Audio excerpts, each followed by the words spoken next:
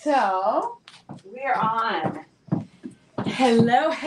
So you guys are getting a little bit of the behind the scenes here. We are going live in just a second as soon as I get everything prepared. That's right. This is like the backstage pass. Yes, here. This is the backstage pass. So today I am here with Dr. Nancy Sweeney, and we are talking addictions. We are on our second episode about addiction. Yes. And so the let's see, this particular chapter is called what, Nancy? The history of addictions. The history of addictions in particularly Western societies. Right. Okay. So this is going to be a good one. So stay tuned. Hold on. Let me do my timestamps real quick. 37. Okay, I think we're good. Okay, Lisa. Okay. Hello, everyone, and welcome to What's Happening Yucatán, your Friday night show with me, Stephanie Carmon. And today we are having a very interesting and fun topic. We're talking about addictions, and we're talking about the history of addictions with Dr. Nancy Sweeney, who is a recurring guest here, and we're doing a 3-part series. Yes. So on addictions, we do this every once in a while. We do different series, and the topic is very like a big topic. So this one is about addictions, and today we're talking about the history of addictions, which is really interesting because addictions, you think drugs, alcohol, but we have lots of different addictions, right? It's not so straightforward. It's not so straightforward, and I think everybody can kind of take a look at their life and say, okay, what kind of addictions do I have? Yes. Yeah, exactly. But before we get to that, of course, I'm Stephanie Carmon, and for those of you who do not know me, I'm the creator and editor of Mid-City Beat, an English publication online. So we have Facebook, Instagram, YouTube, as well as our website, www.midcitybeat.com, and a calendar of events.midcitybeat.com. And of course, lots of things going on, especially in December. Oh my gosh, lots. And everybody's getting excited. We can see the Christmas tree right here in the radio station. It's very fun. Do you have your? We've got our Santa Claus. We've got our Santa, snowman. Our snowman here is accompanying us. Exactly. Nancy, have you decorated your house? Not yet. I think this afternoon might be the day. Are you going to? Yeah, You I'm decorate? put up lights. You put up lights. Do you put up a little tree? I don't know if I'm going to put it up this year because I'll be away, but I do want to hang some ornaments in the window. Yeah.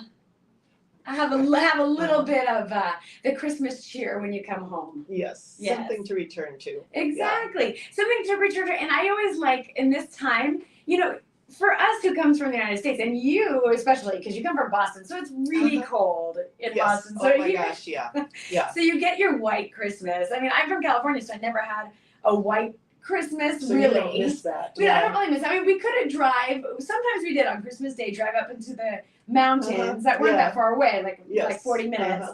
And we would get, you could find snow up there. We could find some snow, but usually we just didn't have the snow. But still, it was cold, and we would have our hot chocolate with marshmallows. So here in Yucatan, obviously, it's not cold. Most of the time we have to put on the AC and a fan, right? But I do like to have my hot chocolate with marshmallows. Always like December 1st, okay, we're getting marshmallows and we're getting hot chocolate.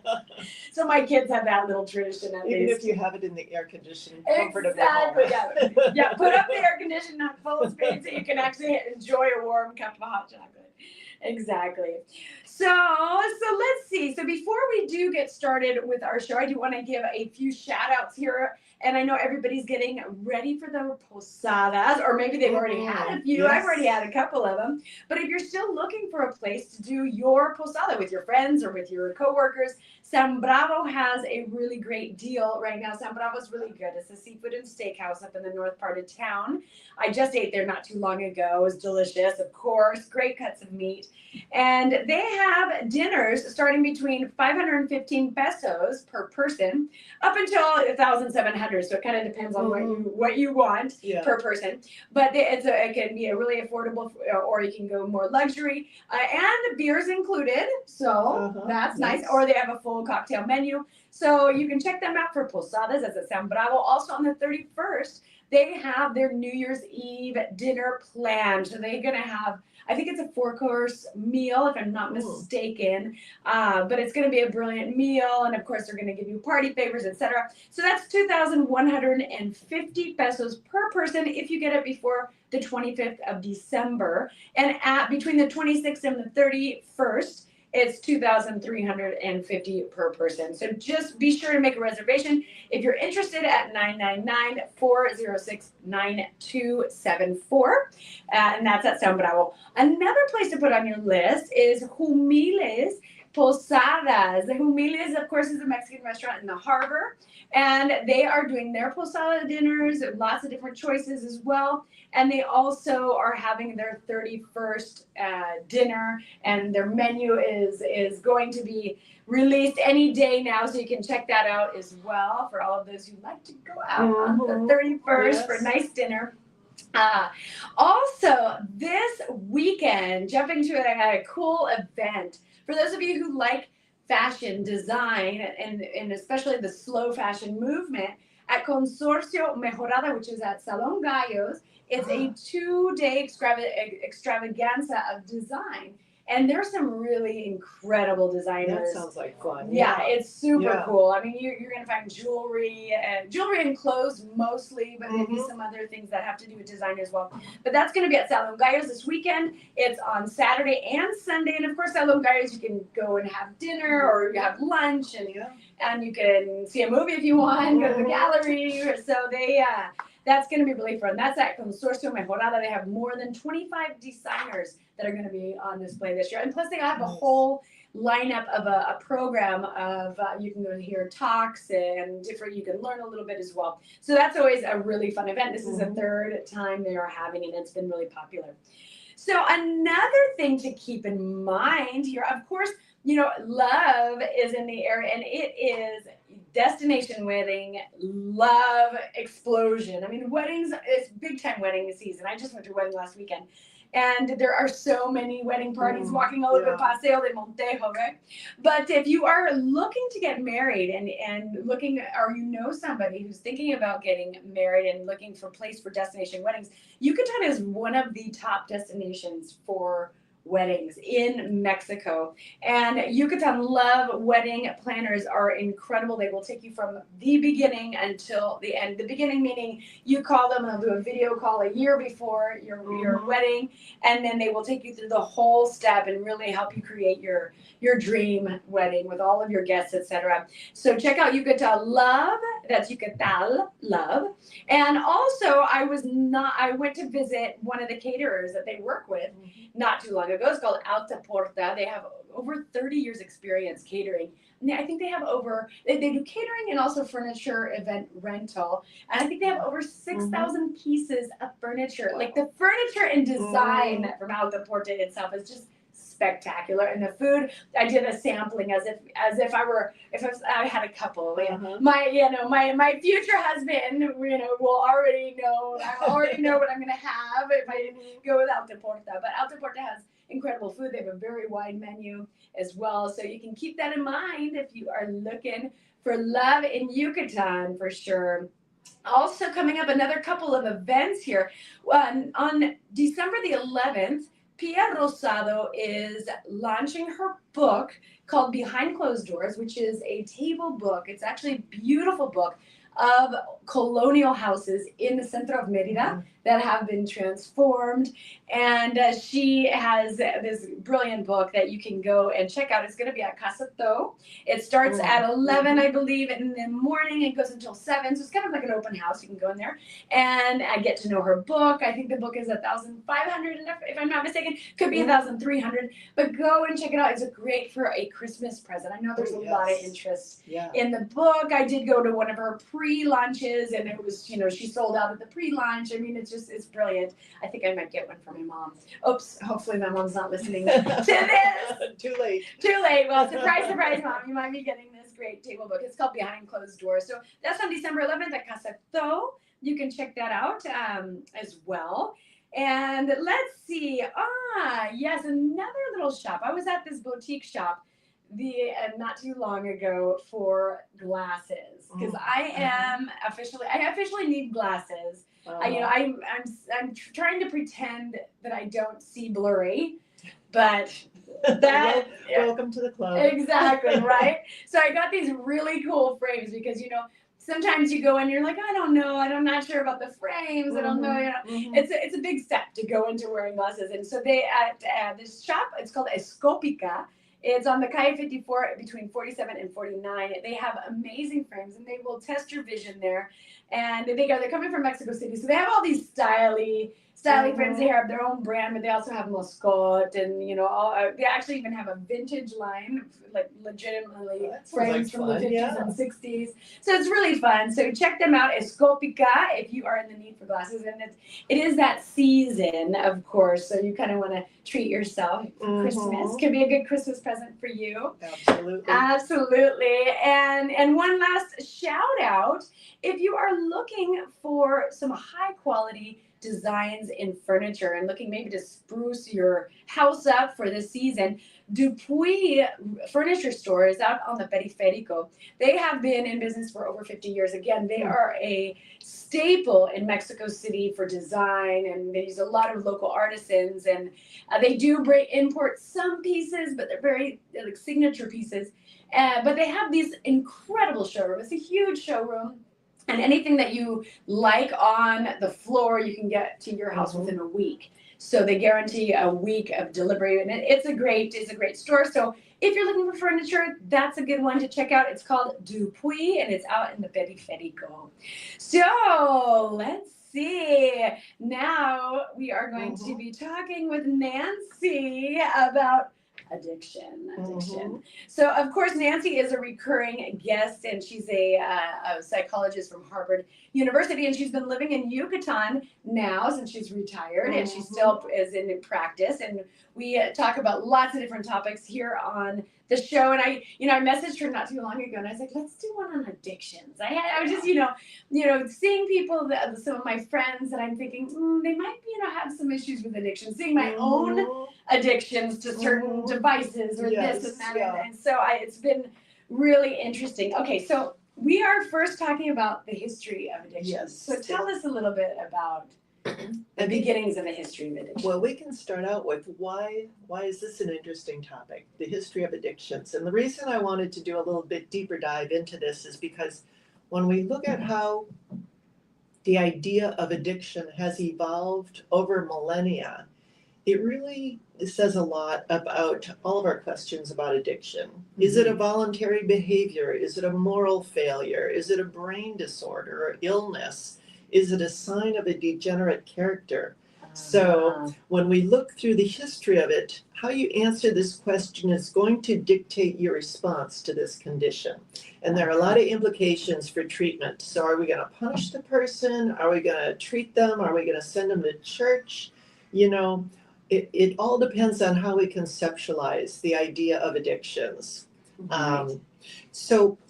And I think, maybe we can get into a little bit both today and next week next time, about how do you hold a person accountable for their behavior while they're inebriated or, under the influence. Because that's a big question, particularly for the courts, but also, what do the family members expect of somebody who's struggling with a type of addiction?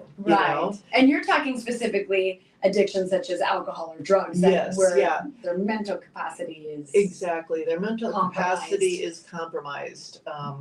And so, well, let's go back in history. And today I'm going to focus mostly on alcohol because there's the best written record of our attitudes towards alcohol going way back.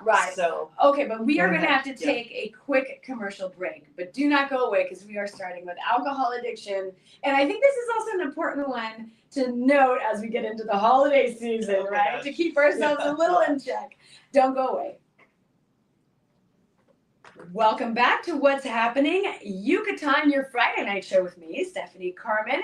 And tonight I have Dr. Nancy Sweeney again, and we are on our second episode of the topic addiction. And tonight we're talking about the history of addiction. So Nancy is starting to talk a little bit about the history of, alcoholism and, and I guess, how it is that I guess how it is that we decide we have an addiction, how do we conceptualize that whole idea through the ages? And let me start with a quote from the Bible, the book of Proverbs. So this goes way back. Give strong drink unto him that is ready to perish, and wine unto them that be of heavy hearts. Let him drink and forget his poverty, and remember his misery no more. So this is a very interesting kind of, yes, way back to the book of Proverbs, we can see people were using alcohol in pretty much the same way. Right. Well, that basically sums it up. Yes. Right? It does. You have a hard day or you have an argument with somebody, you're like, you know what, I'm just going to go have a few drinks. Yes, forget about exactly. And what was really interesting, going back to the history, people have used particularly beer, a very weak beer, as their daily drink rather than water, going back thousands of years, because it was safer than the drinking water. Okay. The alcohol, because of certain properties of the alcohol, that would kill a lot of the bacteria. So drinking water actually wasn't safe. And, it's very interesting. It was so normal. You can look at this. I've got another great quote here from Frederick the Great of Prussia in 1777. He was complaining because his economic strategy was threatened by the importation of coffee, which was a new phenomenon. And he said, everybody is using coffee. This must be prevented. His Majesty was brought up on beer, and so were both his ancestors and his officers. Many battles have been fought and won by soldiers nourished on beer, and the king does not believe that coffee-drinking soldiers can be relied upon to endure hardships in case of another war. Wow! So can you imagine the military now? Hey, everybody just you guys are drinking coffee. You should be giving them beer. Giving them beer as they're going. Because they're not really thinking. They're like, we're just gonna go do it. Yeah. Wow. So it's very interesting. And that is really interesting. Historians think that this actually, the use of alcoholic beverages actually goes back to the late Stone Age, when people, they think, discovered that fermented honey could kind of give them a little bit of a buzz and it was safe to drink. And so this, this was the beginnings of it. So obviously we've adapted as a species, this has been a part of it. Right. And so the daily rations for a worker would not be water, it would be ale. And cheese, maybe something, bread and ale or bread and wine in some cases. Right. The difference was this was very weak beer. It wasn't as potent. That's what I was going to ask. Yeah. I wonder, was it as potent? Yes. Exactly. Now it was a little different in Eastern lands, what is now Asia, because they had the practice, they think, of boiling water for tea. So they would boil water for drinking as well. So they didn't get as involved in using alcohol as their daily drink. Oh, there's another interesting. thing that's, And another interesting thing is that approximately 50% of the population in Asia lacks an enzyme that helps them metabolize alcohol. So it's very uncomfortable for them. Right. And I have heard of that, and in different cultures as well, that alcoholism tends to be really bad if they lack the enzyme to be able to process it. But in the case of Asians, traditionally, there haven't been as many, and this is obviously not always true, the young people in Asia can overindulge just like the rest of us, but traditionally there's something called flushing when people who lack this enzyme take alcohol to excess. They get very uncomfortable, very flushed and red, and so they tend not to go there as much. Right. It doesn't feel good. It doesn't feel good. Sick. Exactly. It literally makes them sick. Yeah. Wow, that's interesting.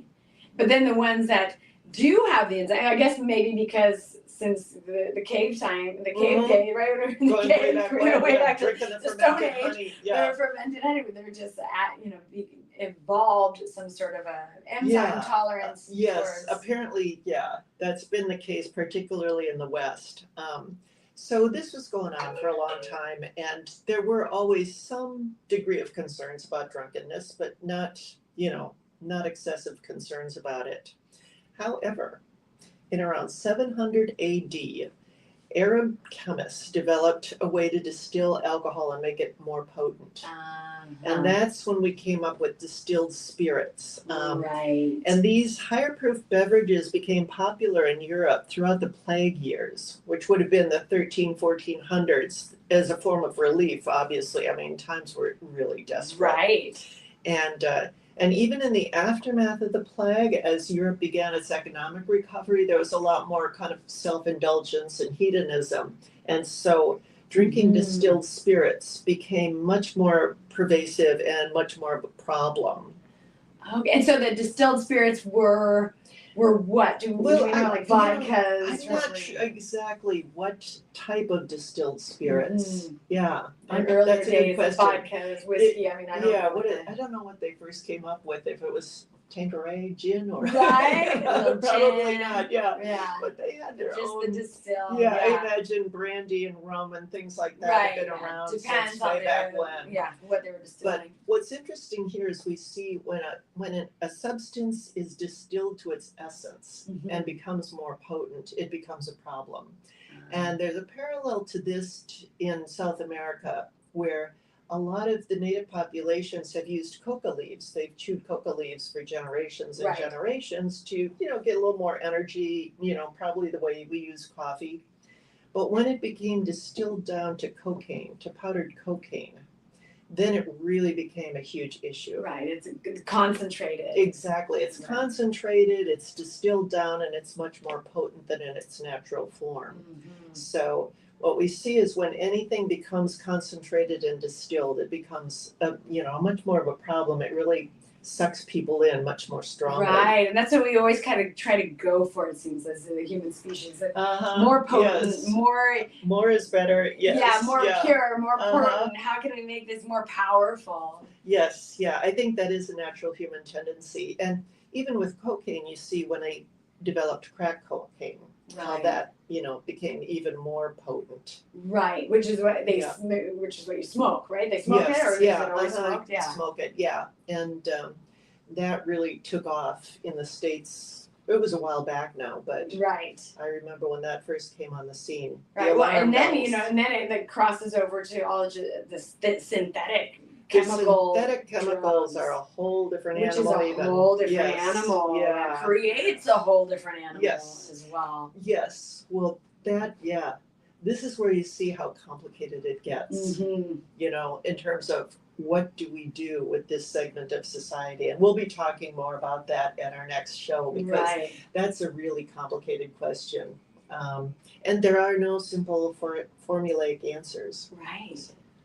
So looking at the history, in one of the things that happened during the 17th century in Europe is people began drinking more beverages like tea and coffee because they became more, available. So they didn't drink just this wheat beer anymore. They had alternatives. And it's interesting that as soon as people had these alternatives, and they never had abundant, clean drinking water. Like in London, the Thames, you didn't want to drink that. Yeah, I guess, we don't really, I don't really think about that here, because we do have an abundance of drinking water. We're lucky in Yucatan. Right? Yes.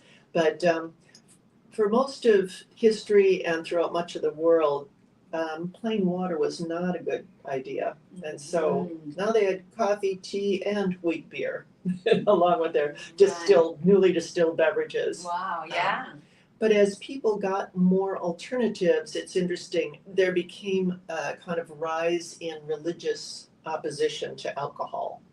So the alcohol was getting stronger, people had other alternatives, and the religions, especially I believe it was the Quakers and the Methodists, started coming out against drunkenness and over-reliance on alcohol. Okay. So these things are all evolving and once over they started time. So really as the distilled spirits came about is when people started thinking, okay, people are getting out of control with alcohol. This is a problem. And that's where the idea of addiction started coming into play. Exactly, because at the beginning of the 19th century, following on this religious opposition, a couple of medical scientists at the Edinburgh College of Medicine began to describe alcoholism as a chronic life-threatening illness. Mhm. That would have been Thomas Trotter and Benjamin Rush.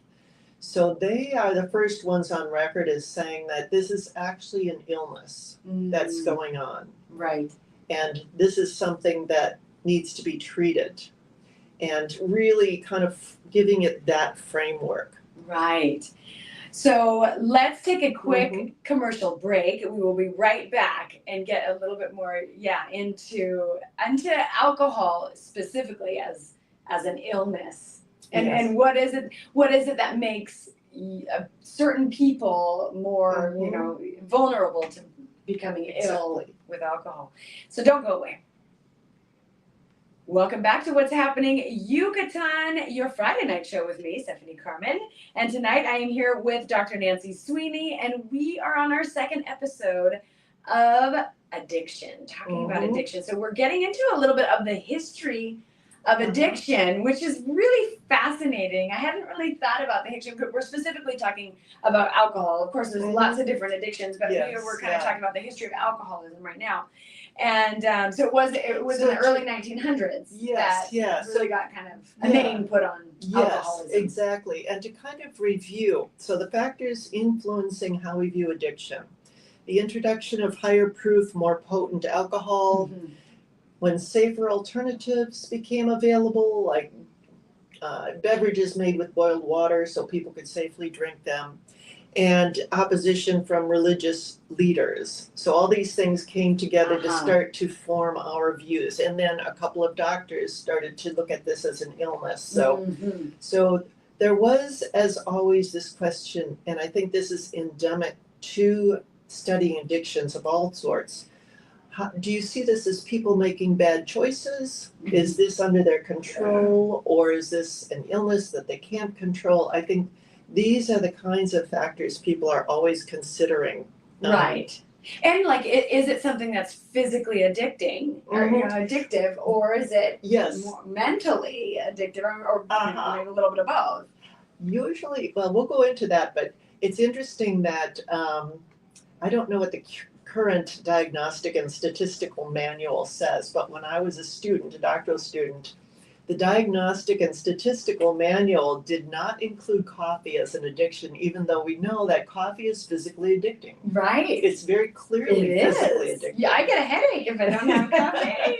In some hospitals, they're even talking about putting caffeine in IVs for post-surgical patients because they wake up with such a headache. Oh my gosh, really? Wow. If you've ever had surgery, you know what that feels like, My gosh. I don't care how I feel, just give me a cup of coffee. Give me some coffee. But I always that always cracked me up. I could imagine all of these researchers and writers sitting with their coffee, writing up the manual about what's addictive and what's not. Exactly. They're like, coffee's not. We're good. We're good. Yeah.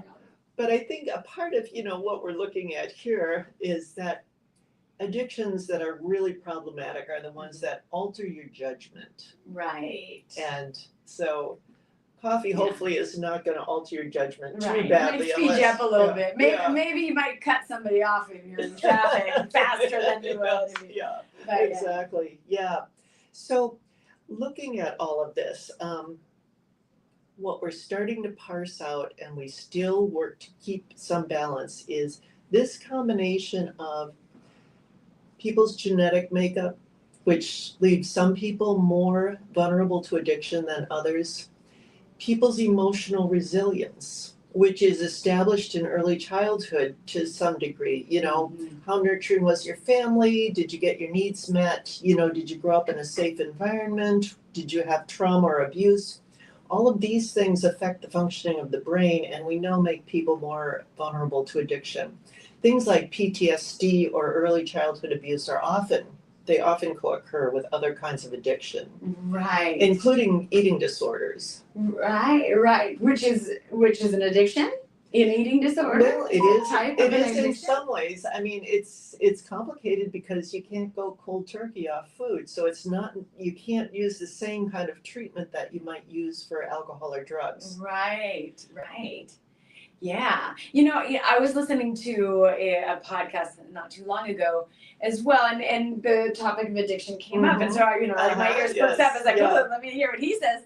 And he was saying, that alcohol or drugs, he was specifically talking about alcohol and drugs, are really, they're not the problem. They're the solution when you are an addict. So it's not that, that's not the problem.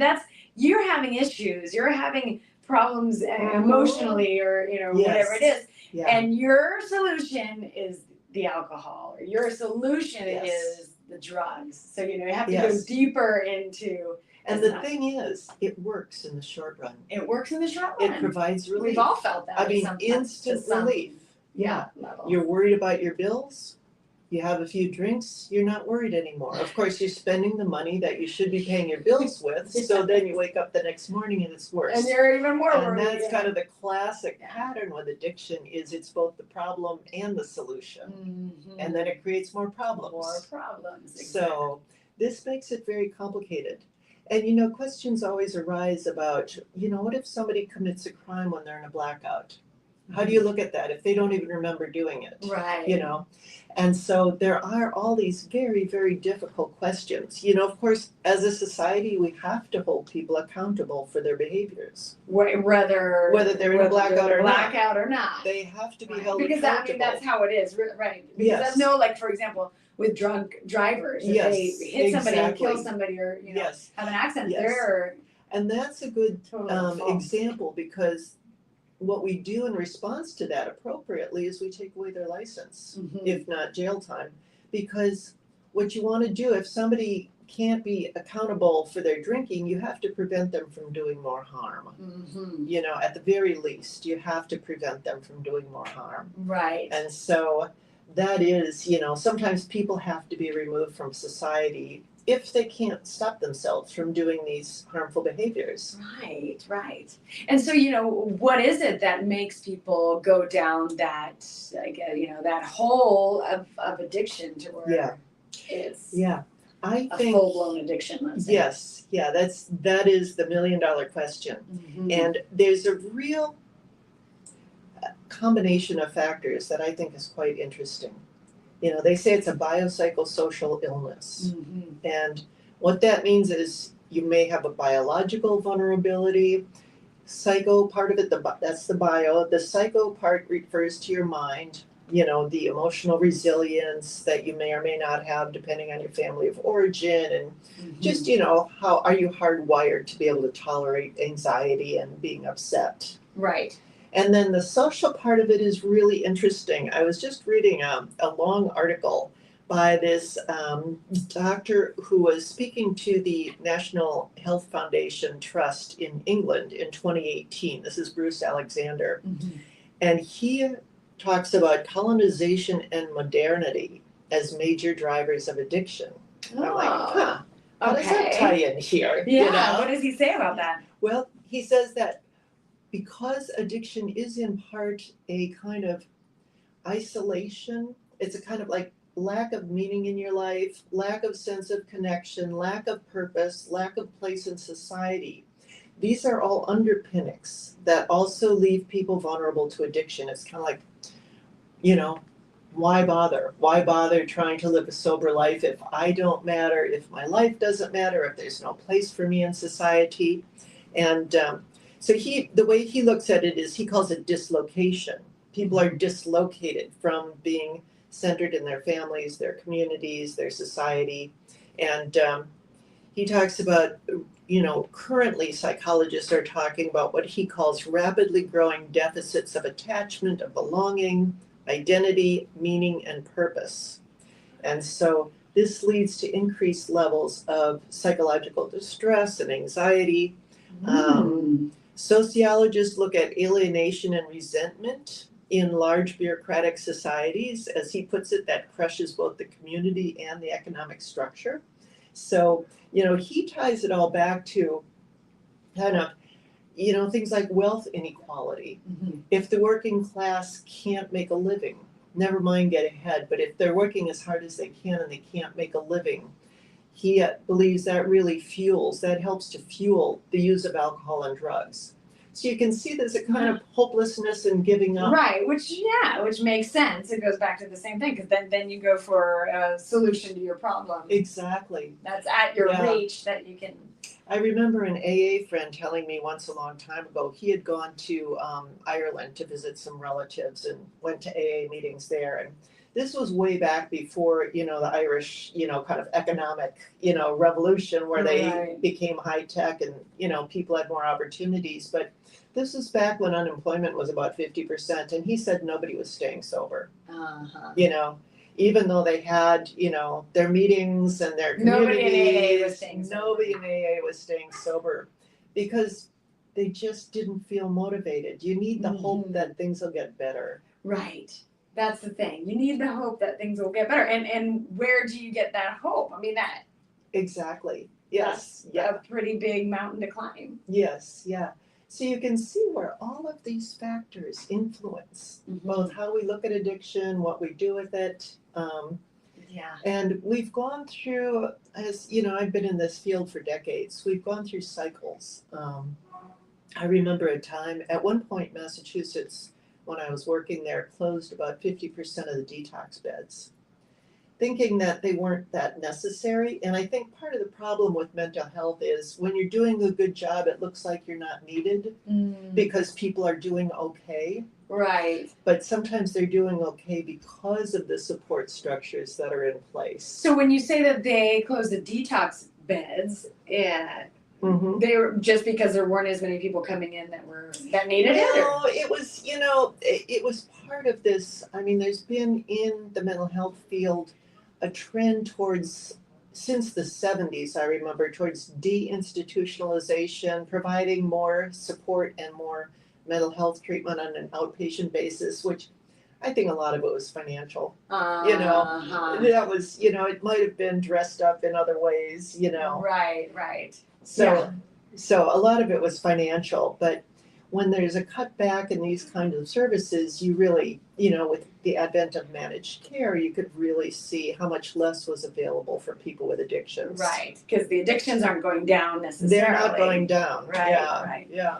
All right, so we're going to take one more commercial break and be back with our final thoughts here on the history of addiction. Don't go away. Welcome back to What's Happening Yucatán, your Friday night show with me, Stephanie Carmon, and we are talking with Dr. Nancy Sweeney, addictions. And we're talking a little bit about the history of addiction, and really we've kind of been talking mostly about alcohol and alcoholism and the history of alcoholism. Yeah. So, what about, the history of other types of addictions? I mean, there's the addictions that are relatively new history that we touched on last time, which is the phone or the devices. Right, these are things that we are just beginning to tackle these things because really when you think about it, only now do we have a population of young people who grew up using the internet. And so, I'm still curious myself because I'm old enough to remember a time before the internet. Right, well, me too. I did not grow up with internet. I think I had my intro to the internet class at my first university. It was my first semester at university. I had to dial up, and she's like, "To open an email, you go here." These are the 10 steps you need to do it. Yeah. Basically, yeah. So I think we're going to be seeing as we go forward, and I'm not up on the latest research on the effects of screen time and the effects of technology on the developing brain. That's what I'm always curious about. Right. Because school teachers I've worked with, older school teachers, swear that the kids nowadays are very different. Oh, yeah. Than in past generations. Absolutely. I mean, I see it with my own kids and with other kids that I work with or that I am in contact with. Yes. And I noticed myself the effect of too much screen time on my thinking. Yeah, I think, with the screen time, it's just the lack of being able to concentrate. Yes. For any longer than a few seconds. They're designed to disrupt your concentration. Yeah, and they're getting shorter and shorter. So, you scroll through your feed on these reels that I do have to admit are pretty funny sometimes. I look at the funny ones. And I make reels all the time, obviously, little promos and things like this. But yeah, it is getting shorter and shorter, and it's harder to concentrate. And, with the young people. And with social media, we have what is basically a worldwide experiment on young brains. without any Mhm. idea of what the consequences are going to be in the long run. Right. So this is an ongoing question. It is an ongoing Yeah. question. Yeah. And so, but we can, in general, what we can say for all kinds of addictive patterns is that the way I'd put it, addiction is a complex interaction between a person's individual genetic makeup, their mental and emotional resilience or lack thereof, which is partly based on childhood experience, Mhm. their range of life opportunities that allow for the hope of a good future, and the toxicity of their communal and societal environment. Mhm. So, Yeah. you know, when things are very toxic, addiction problems really go up. Go up for the same reason. They need to Yes. escape their toxic Yeah, environment. and they don't feel at home in the world. I mean, I think we Mhm. see a lot of people in the States right now. I mean, we have such division and, Mhm. you know, such animosity. And I think a lot of people feel displaced. Ironically enough, they feel displaced by other people who also feel displaced. Uh-huh. And so it's really tough to figure out how to get to the roots of that. Right. Right. So, you know, as we kind of analyze our own lives and like, Mhm. okay, what are our addictions? You know, because like I was saying before, there's the alcohol, drugs, which are like the classic when you think of addiction, you think of that. But then of course then there's the devices, there's love addiction, you know, Uh-huh. to people. I mean, food Looking addiction. for relief, looking for a sense of joy, looking for a Mhm. sense of pleasure, all of these Right. things that naturally enough we are programmed to want. Right. You know, it's a natural and healthy desire. Right. And it's like, okay, so where's that line? When you think, okay, I'm a relatively healthy person. I don't really feel like I have so many addictions. But then when the first thought is, oh, I have to, you know, like whatever it is. Yeah, I have to get a glass of wine or I have to look at my phone to distract myself. You know? Have to is an important part of it. It's if the it have feels to. compulsive, yes. Uh-huh. So if you're saying I have to do this, then maybe you should say, okay, I don't have. I said I have to, so maybe I'll take a step back and I Take a won't, breath, yes. and see what actually happens. Yeah. See if I like fall to the ground and like. That's always a good experiment. Yeah. What's it like in those moments when, you know, you don't have another piece of chocolate cake or you're not going to go online for a little while? Right. I always think that the best approach to this, in the absence of like clear full-blown addiction where everybody in the family is like, oh my God, you know, Uncle Don is really a problem. Right. In the absence of that kind of full-blown addiction, the best thing to do is start introducing other activities in your life. Mm-hmm. Make sure you have a range of activities that you can have fun with. Right. And that might be setting up movie nights with friends. It might be taking a yoga class. It might be, you know, just going to hear some music, you know, doing something other than that one behavior, just to make sure you have a range of options so that there's something you can do when you want to feel better. Right. I think that, that's the thing, is that identifying it, that this is, you go to this addiction because it makes you feel better. So let's try to find something else that makes you feel better or like distracts you and captures your attention. Yes. For that. Because I think that, you know, for a lot of times it can capture attention for a certain amount of time, and then all of a sudden you're like, oh, I totally forgot about what I thought I really wanted to indulge in. Yes. Yeah. You can distract yourself. You can fool yourself. You can fool yourself. I've done it lots of times without realizing, and then later I'm like, oh, okay. Yeah. Well, with the sweet addiction, I try to distract myself with like a sweet berries or something. Yes. And I know everybody's like, oh, come on, you know, you want chocolate and you're going to have berries. But then I have berries and I'm like, okay, I forgot about the chocolate. The craving passes. And this is a good example because even with drugs, nothing is going to be like, you know, for somebody who's addicted to cocaine, nothing else is going to feel like that hit of cocaine. Going for a walk or to yoga class, it ain't going to be that. But it might be a substitute that helps you get past the craving without turning to that behavior that you're trying to avoid. And I, you know, in those who are really in the depths of addiction, it's like, and then they get into trying to get themselves out. It's like, it's just one day at a time. Okay, today, I didn't do it. And then tomorrow. And in our next segment, we can look a little at cravings. They're now developing medications to help people with cravings. That's been going on for a little while. So we can look at that whole complicated question. So that craving, like that right before you indulge in whatever it is you're going to indulge in, is like that craving. Yeah. Or so, another alternative that they've, been using for a while now are medications that prevent people from feeling better when they use alcohol or a drug. Yes, I have read about that. It's really interesting. Right. Yeah. Which, So- obviously, if it's not going to make you feel better, it's going to make you feel worse because it's some sort of Yeah. a substance and you're, Uh-huh. poisoning And your it's body not if it's working drugs or anymore. alcohol. Right, Yeah. exactly. So we'll look at that too. Okay, next yeah, time. and also I think, on next time we'll touch a little bit about how to deal with an Yes. addict in your Where life. do we go from here? Yes, Right, because exactly. that's another thing. You kind of self-analyze and have your own addictions, but when you're living with somebody who's Yeah. an addict, that And you is might feel heartbreaking. pulled in a bunch of different directions because you might be very sympathetic to the fact that this is a person who might have their own trauma in their life. right. They might be depressed and overwhelmed, and how can you expect that poor person to stay on top of things? Right. And it's very complicated for family members and friends. Right, absolutely. Yeah, I think it's definitely something that people need to kind of really take a look at and Yeah.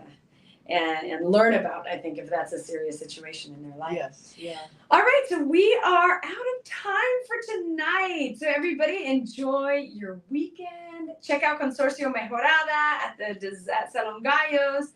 What else? Lots of other things going on this weekend. So hopefully everybody's safe, doesn't indulge too much in their addictions. And of course, we do have a nice, rich, artistic We have environment here. yes, so you can distract yourself. we right? are fortunate here. Absolutely. Yes. Yeah, go to Yeah. the theater, right? Adam's Family is happening tonight.